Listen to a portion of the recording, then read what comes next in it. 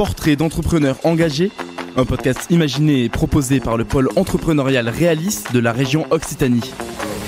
Mathieu Mutel a toujours été sensible à l'écologie et après un tour du monde sans prendre l'avion, il a créé Caprionis pour réduire les déchets dans le domaine du bâtiment. Vous allez découvrir son parcours. Moi, j'ai grandi en Normandie et après j'ai fait mes études à Paris. Après j'ai pris un an d'année sabbatique pour voyager. Et puis au retour, il y avait une envie de soleil et de quitter Paris. Donc je me suis installé à Montpellier en 2016. Et depuis, j'ai fondé mon entreprise, ma famille.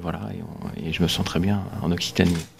Dans quel domaine vous avez fait vos études ? Est-ce que ça avait un rapport avec ce que vous faites aujourd'hui ou pas du tout ? Oui, alors moi je suis ingénieur environnement. Donc j'ai toujours, j'étais militant, un peu écologiste depuis toujours. Et puis l'idée c'était de travailler dans ce domaine-là pour faire bouger les lignes. Donc oui, j'ai fait des études d'ingénieur environnement. Ouais. Est-ce que c'est quelque chose qui était présent chez vous depuis tout petit ou est-ce que c'est venu au moment de choisir des études, l'environnement, l'économie circulaire ? Non, je pense que c'est vraiment quelque chose que depuis tout petit, je pense grâce à mes parents, j'ai toujours été proche de la nature, que ce soit faire de la rando, des balades en forêt, du jardinage. Et j'ai toujours eu une sensibilité sur ce sujet-là. Et ça c'est rapidement, j'ai choisi de faire des études et donc de travailler dans ce... Ça m'a jamais quitté. En Normandie, c'est peut-être plus facile d'être proche de la nature ? Oui, même si c'est pas du tout la même nature qu'en Occitanie. C'est un peu plus vert, mais un peu plus pluvieux. Mais j'étais proche vraiment. J'ai grandi dans un petit village où le week-end, je me baladais dans les champs ou en forêt. Donc j'étais toujours vraiment proche de la nature. Après vos études, vous avez dit que vous avez pris un an pour voyager. Alors j'ai travaillé, j'ai fait mes études à Paris, j'ai travaillé un peu à Paris et rapidement il y a eu besoin de partir. Donc j'ai pris, avec ma compagne, on a fait un an de voyage. On a voyagé un an, l'idée c'était de faire le tour du monde sans prendre l'avion. On est presque arrivé. Et on a juste pris l'avion pour traverser le Pacifique. Et on est revenu de Bali par exemple sans prendre l'avion. Voilà, c'était un beau périple. Il venait d'où ce besoin de partir ? Est-ce que le travail après les études à Paris, c'était par nécessité économique qu'il y avait cette envie de voyager depuis longtemps ? Alors, il y avait une envie de voyager, de découvrir le monde. Mais vraiment, le fait de travailler à Paris fait qu'aussi, on est plus loin de la nature. Donc moi, j'avais ce besoin de repartir à zéro et de prendre ce temps pour découvrir le monde et se rapprocher de la nature. Ouais. Et alors, un tour du monde sans prendre l'avion, effectivement, revenir de Bali jusqu'en France sans prendre l'avion, on se demande un peu comment c'est possible. C'était challengeant comme voyage ? Ouais, c'était vraiment challengeant. Surtout qu'en Asie, on a voyagé en Amérique du Sud et en Asie. En Asie, quand vous sortez des circuits touristiques, les gens ne parlent pas anglais.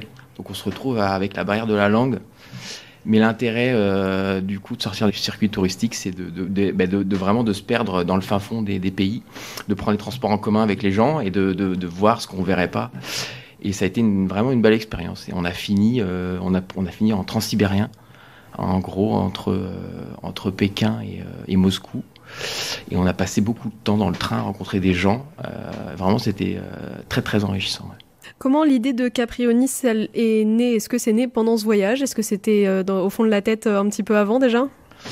Alors ça a germé pas mal pendant le voyage. En fait, à Paris, je travaillais dans le bâtiment. Donc je faisais en gros consultant environnement dans le BTP. Et j'ai suivi des chantiers, j'ai vu les gaspillages au niveau de la gestion des déchets. Il y avait un gaspillage monumental de déchets. Et je me suis dit, il y avait un sujet, j'aimerais traiter ce sujet-là plus profondément. Et donc ça a germé et petit à petit, j'ai découvert aussi le zéro déchet, mais de manière plus personnelle. Et j'essaie d'allier ça, ramener le zéro déchet dans le BTP. Et donc on a créé Caprionis avec mon associé pour développer des pratiques de réemploi, de récupération de matériaux. Alors justement, on va expliquer peut-être à nos auditeurs ce que c'est Caprionis, c'est quoi le concept exactement ? Qu'est-ce que vous proposez ? Alors Caprionis, donc notre objectif premier, c'était d'éviter le gaspillage et de travailler, proposer l'économie circulaire dans le BTP. Et donc on a créé Caprionis en proposant ce concept de réemploi. Donc en fait, c'était de sauver de la benne des matériaux qui étaient jetés.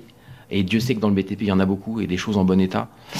Et après, d'aider tous les acteurs du bâtiment à un peu intégrer ces pratiques. C'est des réflexes un peu de bon sens, de ne pas jeter, de moins jeter dans les pratiques du BTP, autant en conception qu'en chantier. On a souvent le réflexe de faire le tri. C'est un réflexe qui est acquis dans la vie de tous les jours. Dans le bâtiment, c'était pas le cas en 2016, vous m'avez dit ? Alors dans le bâtiment, c'est pas toujours le cas. On fait un peu de tri des déchets dans le bâtiment, mais la majorité des déchets sont, à part les gravats, les déchets sont quasiment toujours mélangés. On trie un peu les métaux parce qu'on peut les revendre. Les métaux, c'est les seuls déchets qui ont une valeur financière, donc ils sont triés parce qu'ils rapportent de l'argent. Alors c'est quoi le reste des déchets? Parce que quand on est en dehors du BTP, on se dit bon bah il y a du gravat et des métaux, c'est quoi le reste? Alors en fait, il y a beaucoup de choses. Déjà, il y a du bois. Le bois se recycle très bien, donc déjà on essaie de trier le bois, et puis après il y a les emballages plastiques. Et puis après, on peut trier certaines filières de recyclage comme des isolants, du polystyrène. Voilà, il y a des filières le verre aussi. Il y a beaucoup de verre qui peut se recycler indépendamment. Et donc plus on trie à la source les déchets, et mieux ils sont recyclés. Mais après, nous, vraiment, chez Caprionis, notre objectif, c'est pas de faire du recyclage, parce que vraiment, le réemploi, c'est de faire de la prévention à la source. Donc, si on met un matériau dans une benne à déchets, ça devient un déchet, il va être recyclé, il va être broyé, envoyé à l'autre bout, enfin, il va faire des centaines de kilomètres, être fondu. Le métal recyclé, il a un bilan carbone lourd, parce qu'il faut le refondre à 1500 degrés.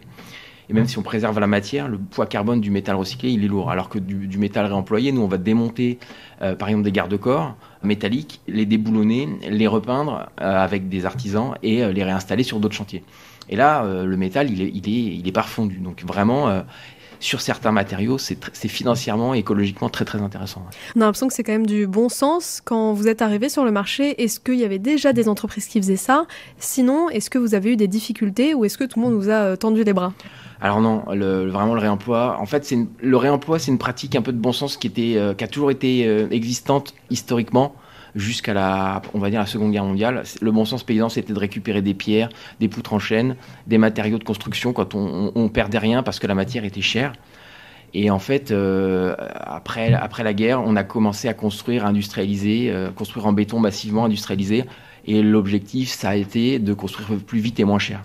Et on en est arrivé aujourd'hui. Avant, un menuisier construisait sa fenêtre et la posait. Aujourd'hui, sur des constructions de logements neufs, les menuisiers, ils commandent des profilés qui parfois viennent de Chine, des profilés qui vont juste assembler et poser.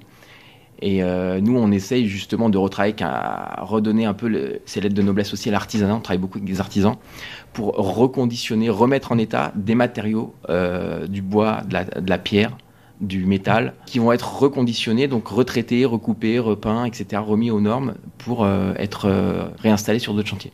Donc on va préserver la matière. Ouais. Vous avez dit avant de commencer cette interview que vous étiez le cofondateur de Caprionis, donc vous n'êtes pas tout seul. C'est avec un collaborateur que vous avez créé ça? On a cofondé donc avec Guillaume Brosse, mon associé. On a deux métiers presque différents. C'est-à-dire que quand on s'est lancé pour prouver qu'on pouvait faire du réemploi, on a un peu, comme on dirait, mis les mains dedans. Tout le monde disait non, mais le réemploi, ça marche pas, c'est trop compliqué. Il faut réinventer une manière de travailler une filière. Et donc on a monté d'abord un pôle matériaux où, par opportunité, on a récupéré des matières qui partaient à la benne. Et on a commencé à faire des petits projets pilotes de construction de petits bâtiments en bois avec des matériaux récupérés. Et donc, mon associé Guillaume, lui, gère le pôle matériaux. Il va faire on fait du courtage.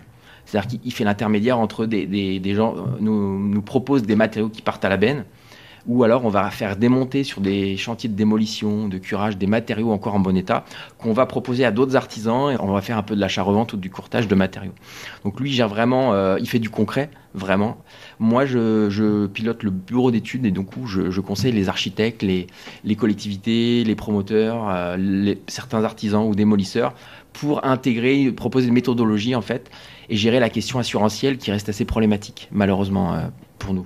On imagine que pour Caprionis, faire le choix de l'économie sociale et solidaire, c'était une évidence? Ouais, c'était une évidence parce qu'avec Guillaume, on a toujours, nous, sur ces sujets sociaux et environnementaux, on a toujours, c'est nos valeurs qu'on a portées et rapidement, on a intégré le pôle Réalis. Et oui, pour nous, c'est une évidence. L'objectif de l'entreprise, c'est pas de faire du profit, c'est pas de grossir.